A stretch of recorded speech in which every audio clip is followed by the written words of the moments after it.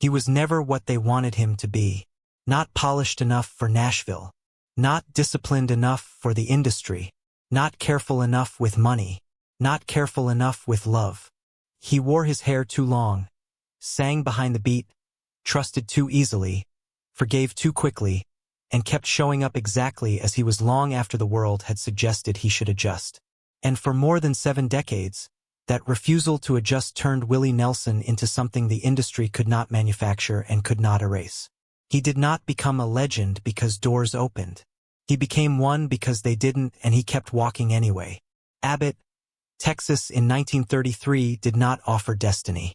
It offered dust. A small farming town pressed flat against the horizon, where survival required work and work required silence. When Willie Hugh Nelson was born on April 29th, he entered a world already strained by the Great Depression and parents too young to outrun it. By the time he was 6 months old, his father was gone. Soon after, his mother left too. No dramatic farewell, just absence settling into the house like weather. It was his grandparents who stayed.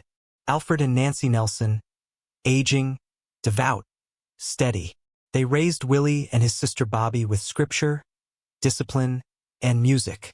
Nancy ordered songbooks from a Sears catalog.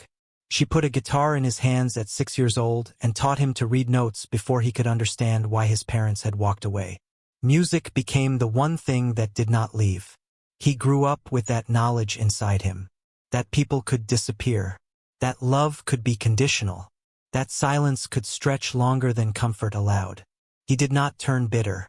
He turned inward, toward melody, toward words. By 9, he was playing in local bands. By 10, he was writing songs that sounded older than his years. He picked cotton in the Texas heat and learned the dignity of labor before he learned the mechanics of ambition. The fields taught him endurance. The radio taught him possibility. Gospel, blues, western swing. He absorbed it all not as influence but as oxygen. He left Abbott the way young men leave small towns, certain that the world was waiting. It wasn't. He enlisted in the Air Force, hoping structure would provide direction. A back injury ended that plan early. He sold Bibles door to door, pumped gas, worked as a plumber's apprentice, drifted through jobs that paid the bills but never claimed his loyalty. The guitar did. He married young, too young. Martha Matthews in 1952. 3 children followed. So did volatility. Poverty strains tenderness. Ambition strains patience. There were fights loud enough to shake walls and silences heavy enough to settle permanently. He later told stories of chaos with a half smile, but the truth underneath was sharper. 2 people overwhelmed by a life that would not stabilize.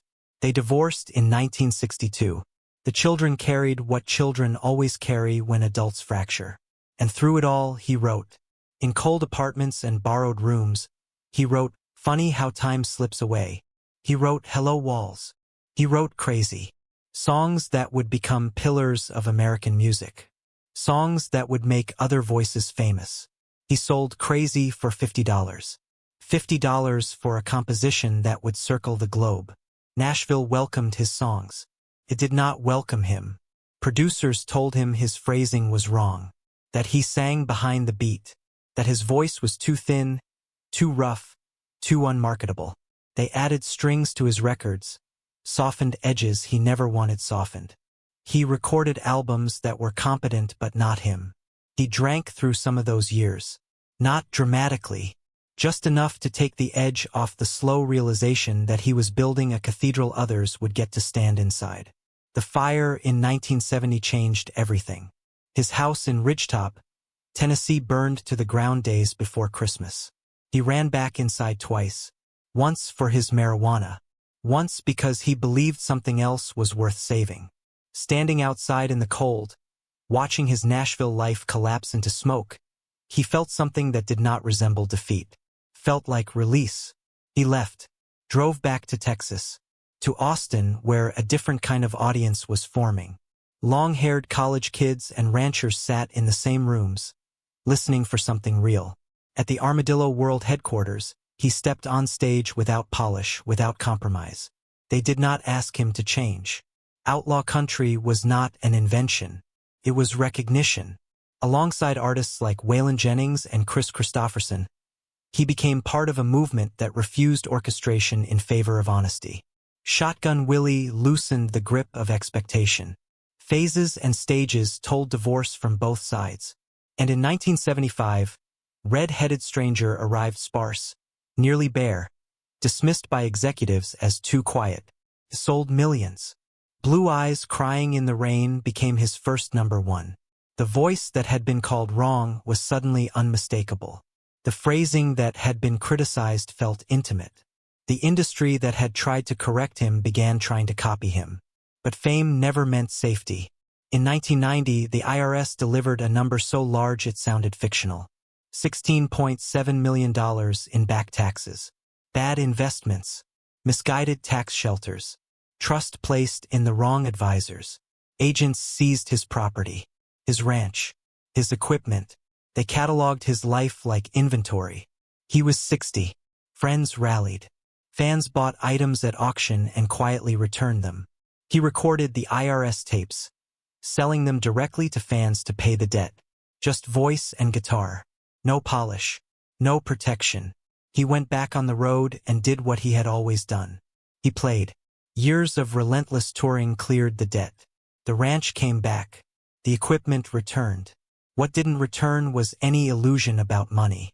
He had watched everything material reduced to line items and discovered that the only asset that mattered could not be seized. His music. Then came the grief that cannot be negotiated.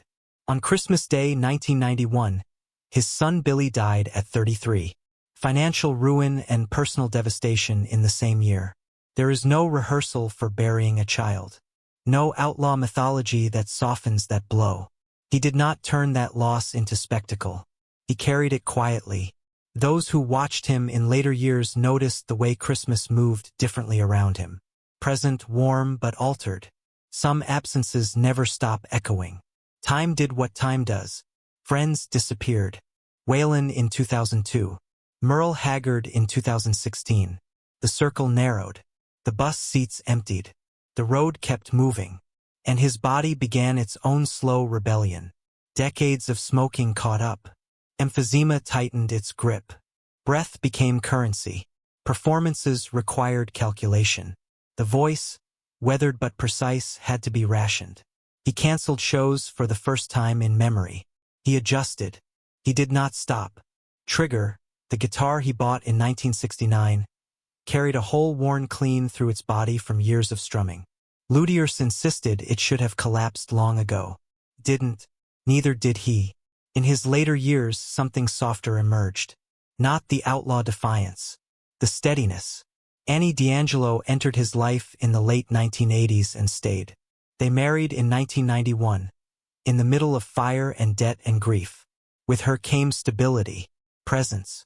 2 sons, Lucas and Micah. This time he was there more often. On stage beside Lucas, the image carried a quiet correction of earlier years. He built a home in Luck, Texas. Place for grandchildren. For dusk settling over cedar and grass. For mornings without a bus call.